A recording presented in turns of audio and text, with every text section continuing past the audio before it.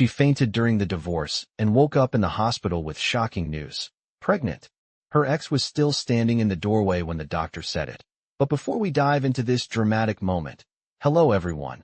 Before we begin today's story, I have a small favor to ask. Please hit subscribe and turn on the notification bell so you never miss our channel's new videos.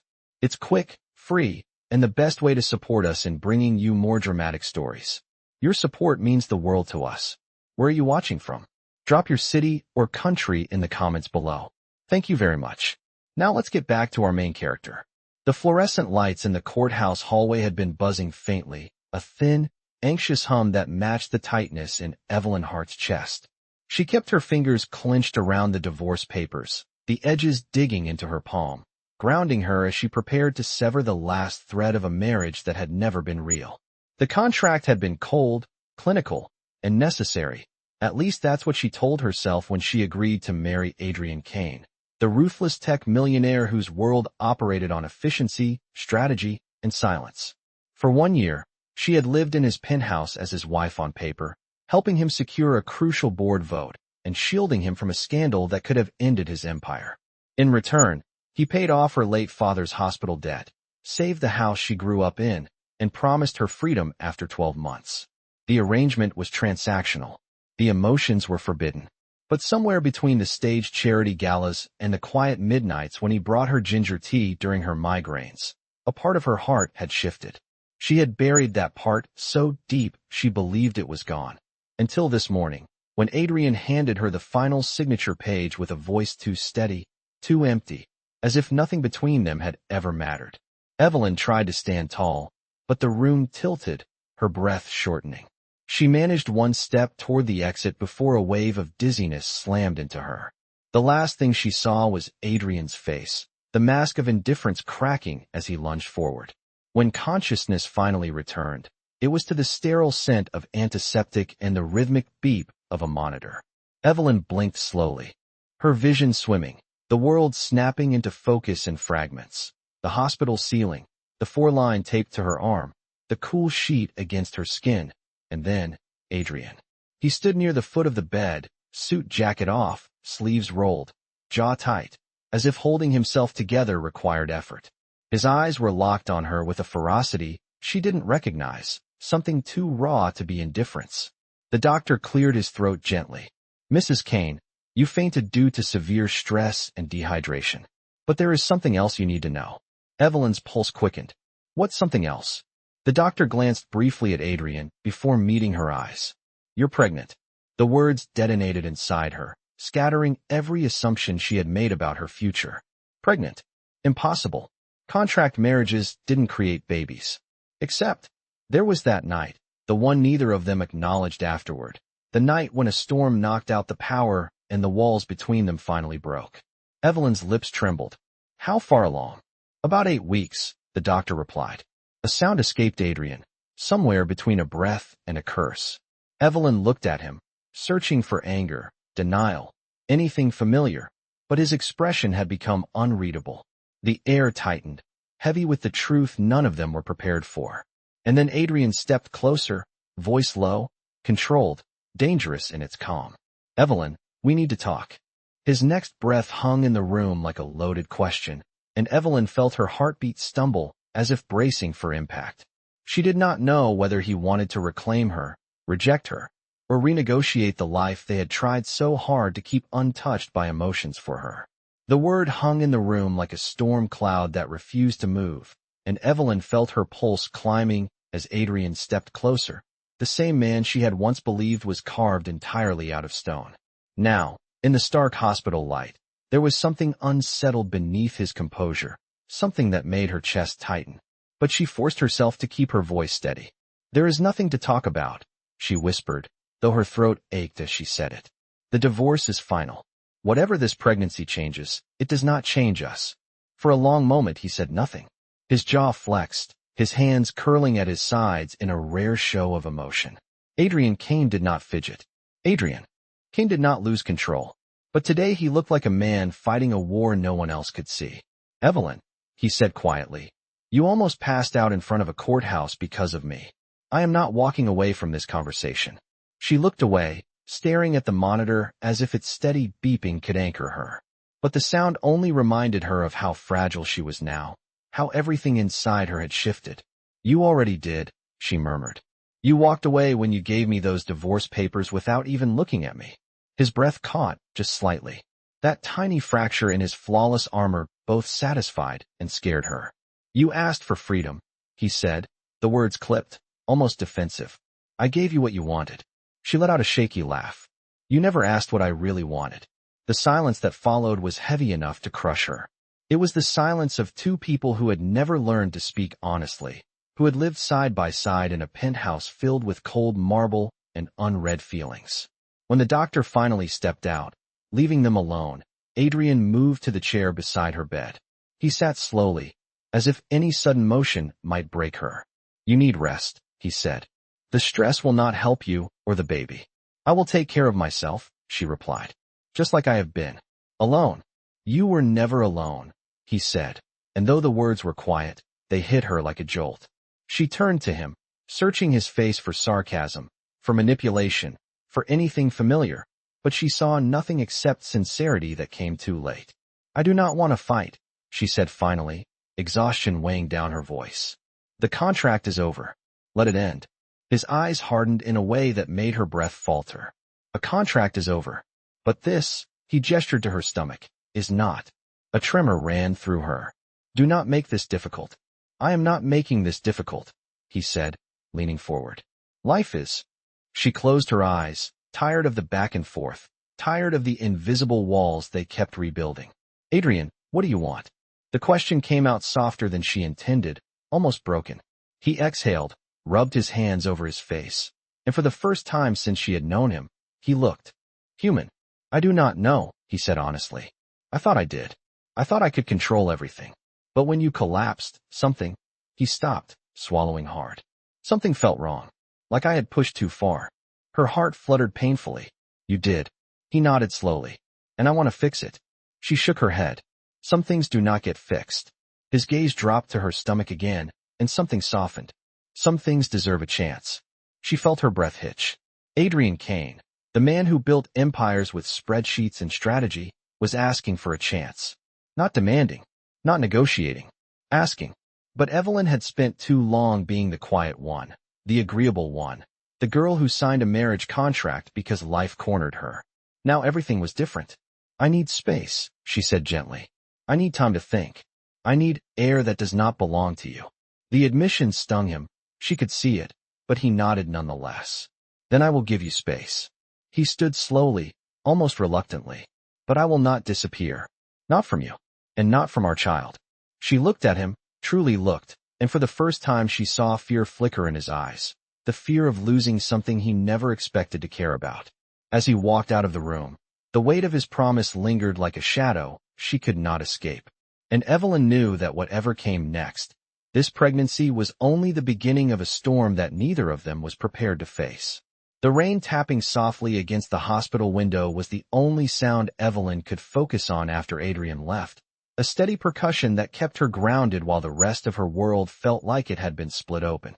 She rested her hand over her stomach, still unable to believe the doctor's words. 8 weeks.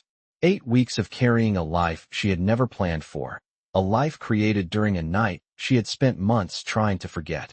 As exhaustion pulled at her eyelids, a nurse entered with gentle steps. Her name tag read Clara, and her smile was warm in a way that eased some of the tension in Evelyn's chest. "How are you feeling?" she asked softly. Evelyn let out a slow breath. "Terrified." Clara gave a sympathetic nod. "That is normal. But you are stable now. Your vitals look good. You just need rest, hydration, and as little stress as possible." The mention of stress almost made Evelyn laugh. Stress was practically woven into the fabric of her life. Clara changed the forebag and adjusted the pillows with practiced care. "You have a visitor waiting downstairs," she added. "A woman. She says she is family." Evelyn blinked. "Family? I do not have." Then it hit her. "Helen." Clara smiled. She said her name is Helen Hart. Relief washed over Evelyn with such force she nearly sank into the bed. "Please send her up." A few minutes later the door opened again, and her older sister rushed in, coat half-zipped, hair frizzed from the wind. Helen's eyes immediately filled with panic. Evelyn, what happened? Why did I get a call saying you fainted in the courthouse? Evelyn tried to smile, but it wobbled. It is a long story. Helen sat on the edge of the bed and grasped her hand. Then tell me all of it. I am not leaving until you do. And because she was tired of holding everything in, tired of being strong alone, Evelyn told her everything.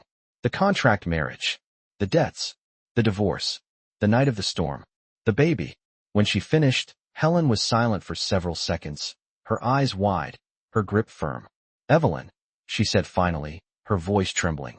Why did you not come to me sooner? You carried all this alone. Evelyn swallowed hard. I did not want to be a burden. Helen shook her head. You are never a burden. And this baby, her gaze softened as it drifted toward Evelyn's stomach. This baby is a blessing. Maybe not planned, maybe not simple, but a blessing. A strange mix of relief and fear swelled in Evelyn's chest. I do not know how to be a mother, she whispered. I do not know how to do any of this. No one does at first, Helen said gently. But you will not be alone. The words warmed her more than the blankets ever could. But the moment was interrupted by a sudden knock on the door. Both sisters turned. A hospital staff member peeked in. Miss Hart, there is someone asking for you again. He says it is urgent. Evelyn's chest tightened. Adrian. No, the staff member said. A man named Marcus Trent. Evelyn felt a chill. Marcus Trent was Adrian's lead attorney, a man known in the corporate world as a bulldog in tailored suits. If he was here, it was not for a casual visit. Helen frowned. Do you want me to send him away? Evelyn hesitated, her heart pounding. If Marcus was here, then Adrian had already moved pieces she could not see, already strategized in ways she could not predict. No, Evelyn said quietly. Let him in. Marcus entered moments later, tall, impeccably dressed, with an expression carved from stone. He offered a brief nod. Miss Hart, I am glad to see you awake. What do you want? Evelyn asked, bracing herself. Marcus clasped his hands. Mr. Kane has requested that I deliver a revised agreement to you. Not a divorce agreement. A guardianship and custody protection contract. He wants to ensure you and the child have full medical, financial, and legal support. Evelyn stared, her throat tightening. He did this immediately? He did this the second he left your room. Helen shot her a look of disbelief, but Evelyn could not respond. Something heavy and unfamiliar settled in her chest, something dangerously close to hope. Marcus placed a sealed envelope on the bedside table. He asked me to tell you one more thing, Marcus said. He said, this time, it is not business. Evelyn felt her breath catch as Marcus turned to leave, and she realized with a sinking, terrifying clarity that Adrian Kane was not letting go of her life as easily as she had believed. The echo of Marcus Trent's footsteps lingered in the hallway long after he left, but the sealed envelope on the bedside table felt heavier than anything Evelyn had carried in months. She stared at it, her pulse unsteady, as if the paper inside could alter the entire trajectory of her life. Helen watched her carefully. You do not have to open it right now. I know, Evelyn whispered, though her fingers were already reaching for it. The Kane legal seal glinted under the fluorescent lights, cold and commanding. She ran her thumb along the edge, hesitating. Whatever this is, Helen said softly, just remember you get to choose. Not him. Evelyn nodded, but the truth was more complicated. Choices did not feel simple when a life was growing inside her, when the man she was supposed to be done with was still intertwined in every direction she turned. Before she could open the envelope, a nurse stepped in with discharge paperwork. Your test results are stable, she said gently, but it would be best for you to go home to rest. Stress is not recommended during early pregnancy. Helen shot Evelyn a pointed look. You heard her. We are getting you home. Home. The word felt foreign now. Her old apartment had been sold to cover debt. Her new apartment, secured only after the contract marriage, was temporary and sparsely furnished. But it was hers. Or at least she hoped it still was. As Evelyn changed back into her clothes, Helen packed her small bag, pausing briefly as the envelope gleamed at the top. Do you want to take that with you? Helen asked. Yes, Evelyn said, but I am not reading it yet. They left the hospital slowly, Evelyn moving carefully, fully aware of the new fragility inside her. The crisp evening air brushed against her skin as they stepped outside, and for a brief moment, she felt almost normal. until she saw the sleek black limousine parked at the curb. Helen's eyebrows lifted. Well, that is subtle. Evelyn froze. The back door opened, and Adrian Kane stepped out. He looked as controlled as ever in his tailored charcoal suit, but his eyes gave him away. They swept over her, checking, measuring, confirming she was safe. Evelyn, he said, his voice low and steady. Let me take you home. I already have a ride, she replied, motioning toward Helen's car. Adrian's gaze flicked to Helen, then back to Evelyn. I am not here to fight you. I just want to make sure you get home safely. I am not your responsibility, she said. Not anymore. You are, he said simply. And so is our child. Helen bristled at the possessive tone, stepping slightly in front of Evelyn. She said she wants space. Adrian's jaw tightened, but his voice remained calm. I will keep my distance. But someone has been calling the hospital pretending to be a relative, asking for updates. The staff flagged it as suspicious. Evelyn felt her stomach twist. Who? We do not know yet, Adrian said. But until we figure it out, you should not be alone. The information struck like ice. Suddenly the air felt colder, the city louder, every shadow sharper. Do you think it is the board? She asked quietly. Adrian hesitated. It is possible. There are people who would use anything to destabilize me, including you. Helen's hand tightened on Evelyn's arm. This is exactly why she needs space. Your world is dangerous, Adrian. Which is why I will do whatever I must to protect her, he said. Even if she hates me for it. His words felt too honest, too raw. Evelyn swallowed. Protection does not mean control. I know, he said. I am trying. It was the closest thing to vulnerability she had ever heard from him. Against her will, something inside her softened. Not trust, not forgiveness, but an ache she thought she had buried. Before she could respond, Helen nudged her. Come on. Let us get you home. Evelyn nodded, stepping toward the passenger door. Adrian remained still, watching her with an unreadable mix of tension and relief. When she settled into Helen's car, he spoke again. I will have security follow at a distance. You will not see them, but they will be there. Evelyn considered protesting, but the memory of someone calling the hospital sent a cold shiver down her spine. Fine, she said quietly. But this does not mean anything between us is changing. I understand, he said, but everything has already changed. As Helen pulled away, Evelyn looked back through the rear window. Adrian stood alone on the sidewalk, the city lights cutting sharp angles across his face. And for the first time she wondered if the man she thought she escaped was becoming the only person capable of keeping her safe in a story that was rapidly spiraling beyond her control. Helen drove through the quiet evening streets, the glow of streetlights sliding across the windshield as Evelyn tried to steady her breathing. Her hand rested instinctively on her stomach, a silent promise she was still trying to understand. When they reached her small apartment, the security team Adrian had ordered stayed back as promised, their vehicles parked discreetly at a distance. Helen helped her inside, switching on the soft lamp near the entryway. The apartment was modest, sparsely decorated, but it had been her sanctuary during the loneliest months of the contract marriage. Now, as she stepped inside, it felt strangely smaller, as if the world outside had suddenly grown too big, too dangerous for her to navigate alone. Helen set her bag on the couch. I will stay the night, she said, no room for negotiation in her tone. Relief washed over Evelyn. Thank you. Helen gave her a soft smile. You are my sister. You do not have to thank me for that. As soon as Helen stepped into the kitchen to make tea, Evelyn finally opened the sealed envelope Marcus had delivered. Inside was a thick packet titled Comprehensive Prenatal Support and Protection Agreement. She scanned the first few lines, her breath tightening. Full medical care covered. Housing protections. Financial stability. Security detail. Legal guardianship clauses. Emergency planning. And Adrian's signature already at the bottom. He had not asked for custody.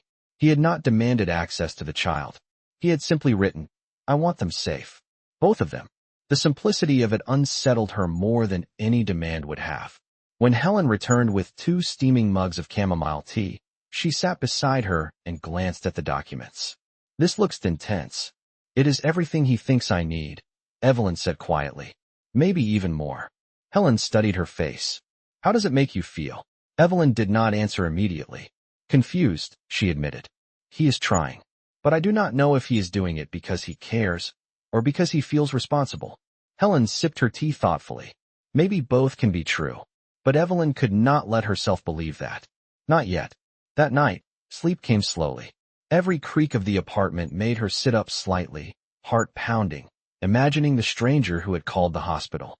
Imagining someone using her to get to Adrian. Imagining how close she had come to collapsing alone without anyone knowing. When she finally drifted into sleep, it felt thin and fragile. She awoke the next morning to the soft buzz of her phone on the nightstand. A message from an unknown number read, "I know you are home. We need to talk." Her breath caught. Before panic could overwhelm her, a second message followed. "It is Adrian." She exhaled shakily. Helen, half awake, looked over. "Is everything okay?" "It is him," Evelyn whispered. "He wants to talk." Helen frowned. "About what?" "I do not know." She typed back cautiously. "I need time." "What is this about?" His reply came almost instantly. "There was an incident last night with your medical records. I need to update you." A cold shiver ran down her spine. She stood and walked to the living room, her heart thudding against her ribs. When she called him, he answered on the first ring. "Evelyn," he said, voice tight with urgency. "Someone attempted to access your patient file around midnight.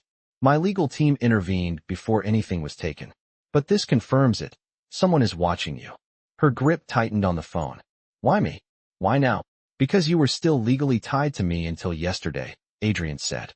"And because some people will not hesitate to use you to weaken me." She sank onto the couch, her breath unsteady. "I do not want to be part of your war." "Neither do I," he replied. "But we do not get to choose what other people try to exploit." She closed her eyes. "What do you want from me?"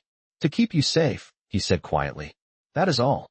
There was a pause, long enough for her to hear the faint hum of traffic on his end of the call. "Let me come over," he added. "Only to talk.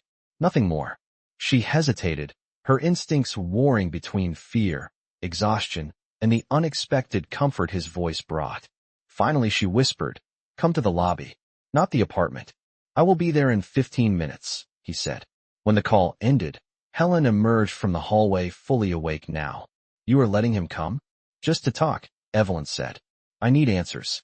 But deep down she knew it was not just answers she needed. She needed clarity. She needed control. She needed to look the father of her child in the eyes and decide which part of her life she was going to reclaim next. Adrian arrived exactly 15 minutes later, the lobby's glass doors sliding open with a soft hiss as he stepped inside. Even dressed in a simple dark coat instead of his usual tailored suit, he carried the same quiet authority that always made people glance twice. But today, his posture was tighter, shoulders slightly rigid, as if he was bracing for a confrontation he knew he deserved. Evelyn stood near the mailboxes, arms folded, trying to look composed even though her heart raced the moment she saw him. He approached slowly, careful, as if one wrong movement might make her slip away. "Thank you for seeing me," he said quietly. "This is not a social visit," she replied, keeping her voice even. "You said there was something urgent." He nodded. "There was another attempt to access your medical records this morning. Someone tried through a different department. The request was flagged and denied." Her breath hitched. "Why would someone do that?" "Because you are connected to me," he said. "And because people think you are still my weakness." She stiffened. "Am I?" Adrian hesitated. Just that hesitation was enough to send a strange, painful warmth through her chest. He finally spoke. "You are something I cannot ignore." She looked away, needing distance from whatever he meant by that. "You wanted to update me. So update me." He exhaled slowly. "I pulled security footage from the hospital. The person who made the call and tried to access your record wore a mask and avoided every camera directly. But they were carrying a keycard only issued to internal staff. Someone on the inside was helping them." Evelyn's stomach tightened. "So I was not imagining it. Someone really is following me." "Yes," Adrian said. "And I will not let them get anywhere near you again." "Adrian," she said quietly, "I do not want to depend on you for safety." He stepped closer, his voice controlled but intense. "This is not about dependence. It is about danger. You and our child are being targeted. Whether you like me or not does not matter right now. Keeping you safe does." She felt the weight of his words settle deep inside her, heavy and undeniable. But she still needed clarity. "What do you think they want?" "Leverage," he answered. "Or information about the baby." Her hand instinctively moved to her stomach. They cannot know yet. No, Adrian said firmly. But some people would not need confirmation. Rumors are enough. She swallowed hard. So what now? He paused, as if choosing each word with precision. You need to stay somewhere secure. Somewhere monitored. Somewhere no one can get to you. She blinked. You mean your penthouse? His jaw tightened. It is the safest place I can offer. Absolutely not. Evelyn, no. Her voice shook with finality. I cannot go back there. It was a contract home, not a real one. I cannot put myself back into a place that made me feel so replaceable. Adrian's expression flickered with something sharp, something regretful. You were never replaceable. Then why did you treat me like I was? He did not answer. Because they both knew the truth. Silence filled the lobby, thick and suffocating. She turned away, needing to breathe. But he gently touched her wrist, stopping her. His touch was warm, almost too familiar after months of forced emotional distance. If you will not come to the penthouse, he said softly, then let me move security into this building. Absolutely not, she said again. I will not have strangers outside my door. His voice lowered. Then let me stay nearby? Not with you. Same building. Same floor. Just to make sure no one gets through. She stared at him, stunned by the offer. Adrian Kane, the man who controlled an empire, was offering to move into an outdated, modest apartment complex just to keep her safe. Why are you doing this? She whispered. His answer came without hesitation. Because I cannot lose you. The words struck her like a physical blow, knocking the breath from her lungs. She wanted to deny him. She wanted to walk away. But she could not ignore the threat closing in on her. After a long, trembling moment, she whispered, fine. Same floor. But nothing changes between us. His voice softened. Everything has already changed. And as he held her gaze, she realized with a mix of fear and certainty that he was right. Adrian moved into the unit across from Evelyn's the very next morning. The same man who once lived above the clouds in a penthouse, now rolling a single suitcase down a modest carpeted hallway that smelled faintly of old paint and laundry detergent. Evelyn watched from her doorway, arms crossed, fighting the strange flutter in her chest as she realized he was really doing it. You did not have to move in immediately, she said as he approached. I said the same floor, he replied softly. I follow instructions very precisely. She almost smiled despite herself. But the weight of their situation kept her grounded. This does not mean I trust you, she murmured. I know, he said, but I trust myself more when I am close enough to protect you. His honesty disarmed her, so she looked away before the moment could deepen into something she was not ready for. Helen stayed for breakfast, watching Adrian like she was trying to decode a puzzle no one had prepared her for. So let me get this straight, Helen said, sipping her coffee. You are living 30 feet away because someone might be after her due to your business enemies? Yes, Adrian answered simply. And because she should not be alone right now. Evelyn's heart stuttered at the second half of his answer. Helen arched an eyebrow. And what exactly is your plan if someone shows up? Stop them, Adrian said, as if that were the most obvious thing in the world. Evelyn rubbed her temples. This is insane. This is protection, he corrected.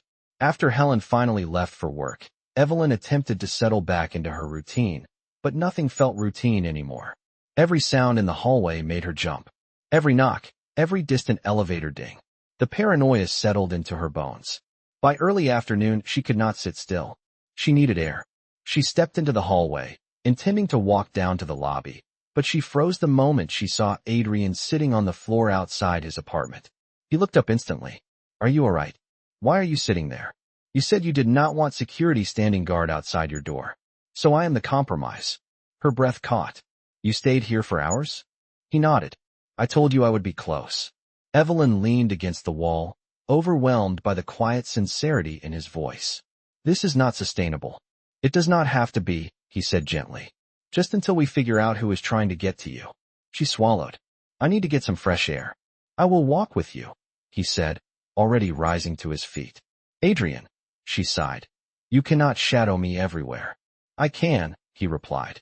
And I will, as long as you are in danger. She hated how safe that made her feel. They took the elevator down together, the silence thick with unspoken questions. In the lobby, the receptionist greeted them with a polite nod, but before they could step outside, A voice behind them called Evelyn's name. She turned and felt her stomach drop. A young man in a crisp navy suit approached with a briefcase in hand, his smile polite but calculated. "Ms. Hart," he said smoothly. "My name is Christopher Lane. I represent a group of shareholders at Kane Industries. We have been trying to reach you." Evelyn's pulse spiked. Adrian stepped forward instantly. "She has nothing to say to you." Christopher kept his fake smile. "Mr. Kane, you cannot forbid a conversation. Ms. Hart is an adult who can make her own choices."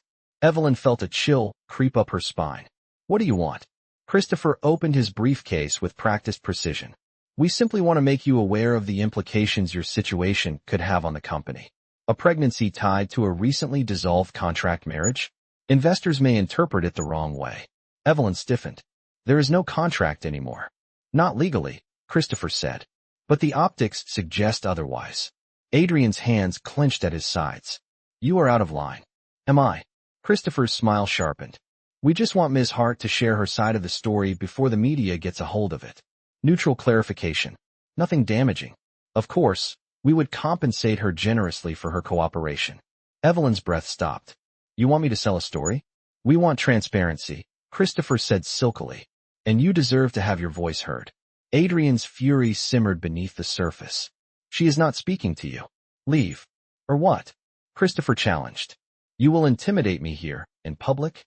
Adrian stepped closer, voice low enough to be dangerous. "I do not need to intimidate you. You are trespassing on private property. Leave before security escorts you out."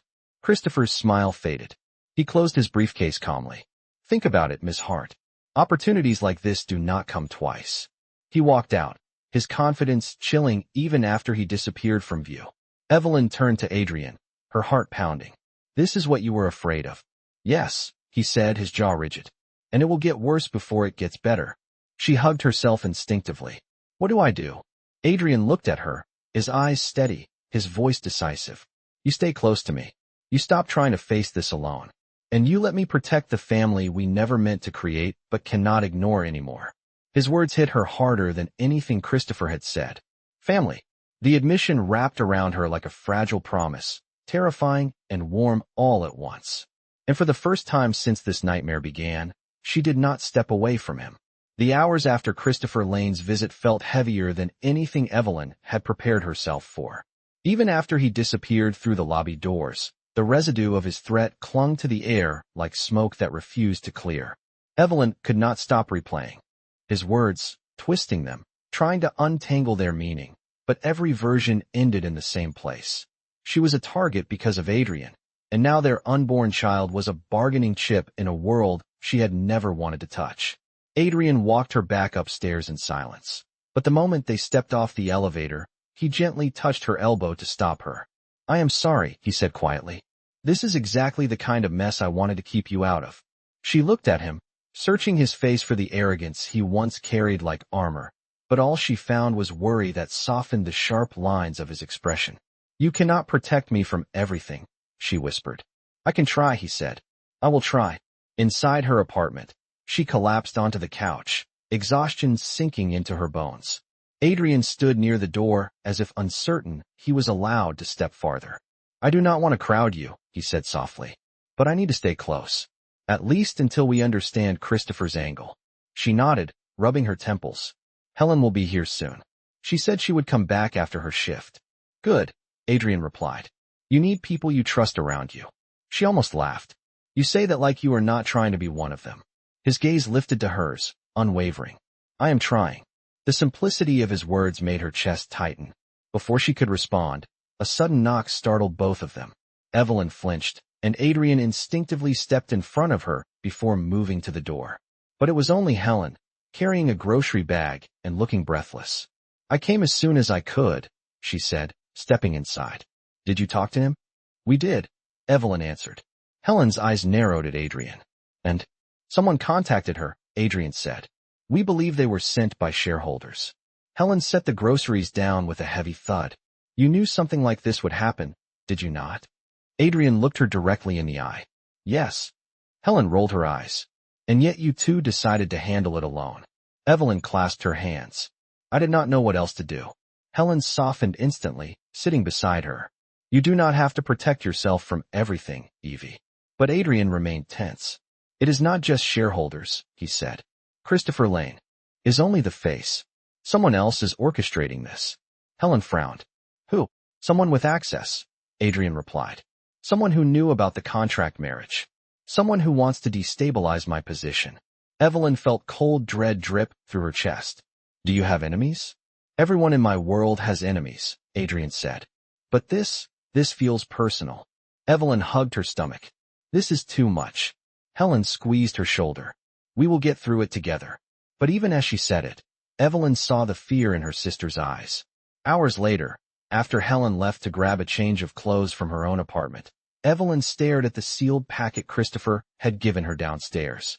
She had shoved it into her bag without looking, but now it seemed to pulse with possibility. What if there was something inside that could expose their motives? Or worse, something that could twist the narrative in ways she could not predict? She picked it up. Adrian, sitting near the window, noticed instantly. Be careful, he warned. They will not send anything harmless. Her fingers hovered over the clasp. I need to see what they want. Adrian stood, crossing the room to her. You do not have to do this alone. His voice was soft but firm. She looked up at him. I do not know how to trust you. Then let me earn it, he said. Slowly, she opened the packet. Inside were photographs, grainy surveillance-style images of her entering the courthouse, collapsing, Adrian catching her, paramedics rushing in. She flipped through them rapidly, heart pounding. They documented everything, she whispered. Of course they did, Adrian said. Leverage. Beneath the photos was a typed statement template, already formatted with empty lines for her signature. The header made her blood run cold. Declaration of misrepresentation, Evelyn Hart's account of the contractual marriage arrangement. They want me to expose you, she breathed. Adrian's jaw clenched so tightly she thought he might shatter. They want to drag you into a public war. Evelyn dropped the papers, her breath shaking. What am I supposed to do? Adrian crouched in front of her, taking her trembling hands into his. You do not sign anything, he said. You stay close. You stay protected. And I fix this. She felt tears burn at the corners of her eyes, not from fear, but from something far more dangerous. Relief, trust, the faintest sense that she was not alone anymore. I am scared, she admitted. I know, he whispered. So am I. For the first time, she believed him. She believed the fear in his eyes was real. And as he held her hands, she realized something frightening and undeniable. She needed him, maybe more than she wanted to admit. And the people coming after them were getting closer. The photographs scattered across the coffee table seemed to breathe with their own malice, each image a reminder that Evelyn's life had been under a microscope long before she even realized it. The threat felt intimate, invasive, and designed to break her spirit. But as she sat there, hands trembling, Adrian's steady presence beside her anchored her in a way that felt almost unreal. He moved with quiet control, gathering the photographs and sliding them back into the envelope, as if removing their visibility could soften their power. I am taking this to my legal team, he said firmly. This ends now. How? Evelyn whispered. They have evidence. They have narratives they can twist. They have everything. He shook his head. They have shadows. That is all. I have truth. The next 72 hours passed in a blur of tension and whispered updates. Adrian moved between his temporary apartment and hers, refusing to leave her unprotected. His security team expanded surveillance around the building, discreet but ever-present. Helen stayed for hours, then left only when she was certain Evelyn could sleep. But even sleep brought little comfort. Every knock, every phone vibration, every click of the air vent made Evelyn flinch. The pressure built until she felt she could break. On the fourth evening, the breaking point arrived. Adrian stepped into her apartment, phone clutched tightly in his hand. We found him, he said. Evelyn stood slowly. Who? The person behind the attempted access. The person instructing Christopher Lane. The person trying to weaponize your pregnancy. She swallowed. Who is it? My cousin, Andrew Kane. The name hit her with the force of a tidal wave. Andrew, the smooth-talking, charming heir who attended their contract wedding with a grin too wide and too polished. Andrew, who had once pulled Adrian aside at a gala to demand the exact timeline of their contract marriage. Andrew, who who disappeared from family gatherings without explanation, yet always seemed to know everything about everyone. Why? Evelyn asked, her voice barely a whisper. Because he wants the company, Adrian said. My father wrote him out of succession years ago. He has been bitter ever since. And a scandal involving me would destabilize my board power. Your pregnancy gave him the perfect angle. Evelyn felt sick. He would have dragged an unborn child into this? Adrian's jaw tightened, fury flickering beneath the surface. Andrew has no limits. She hugged herself, suddenly cold. What happens now? Now, Adrian said, we confront him. He met her eyes. He did this to both of us. The confrontation took place in one of Kane Industries' private conference rooms the next morning. Adrian insisted on bringing Evelyn, not as a weapon, not as bait, but as a witness to reclaim her power. When Andrew entered the room, he carried the smugness of someone who believed he had already won. Cousin, he greeted with false warmth. I heard you have concerns about a few misunderstandings. Adrian remained still as stone. Sit. Andrew smirked, but obeyed. Evelyn sat beside Adrian, spine straight, refusing to show fear. Andrew's eyes flicked to her stomach, his smile sharpening. So the rumors are true. Congratulations. Very strategic timing. Evelyn's blood boiled. You tried to access my medical record. You stalked me. You sent a man to manipulate me into signing lies. Strategic is not the word. Desperate is. Adrian placed a protective hand on the table, close to hers, but not touching. We have recordings, Andrew, he said. Your contact with hospital staff. Wire transfers to Christopher Lane. Messages instructing him to pressure Evelyn. Andrew's smirk faltered. You are bluffing. Adrian slid a tablet across the table. Watch. As audio played, Andrew coordinating the plan, talking about destroying Adrian's credibility and keeping the girl scared. The color drained from Andrew's face. He shot to his feet. You cannot use this against me. This was private. This was a felony, Adrian said calmly. Multiple felonies, actually. Evelyn's voice shook, but she lifted her chin. And you did not just attack him. You attacked me. And our child. Andrew turned to her, rage twisting his features. You were never supposed to matter. You were enough, Adrian snapped, rising to his full height. If you speak one more word about her, I will make sure you do not step foot in this company again. Security entered seconds later, responding to Adrian's silent signal. Escort him out, Adrian instructed. He will face legal charges. Andrew protested, shouting threats and curses as he was dragged away. When the doors finally closed, silence washed through the room. Thick, trembling, but freeing. Evelyn exhaled shakily. For the first time in days, she could breathe. Adrian turned to her. It is over. Her eyes filled with tears. Is it? He stepped closer, slowly, giving her time to pull away. She did not. I will protect you, he said softly. Not because of guilt. Not because of obligation. Because this. His hand hovered above her stomach, trembling slightly. This child means everything to me. And so do you. The confession hit her like a sunrise breaking through storm clouds. You waited too long, she whispered. I know, he said. But I am here now. And I am not leaving again. Her tears spilled. What happens next? Adrian took her hands gently. Whatever you want. But if you let me, I would like to rebuild something real with you. Her heart ached with fear and hope. And if I say yes, then we start together, he whispered. Not as a contract. Not as an arrangement. As a family. Evelyn did not trust words easily. Not after everything they endured. But when he leaned forward, pressing his forehead gently to hers, she felt a truth no signature could fake. She squeezed his hands. Then let us start. His breath trembled with relief. And in that quiet conference room, surrounded by the remnants of betrayal, they made a new promise, not forged by contracts, but by choice. A real beginning. A real family.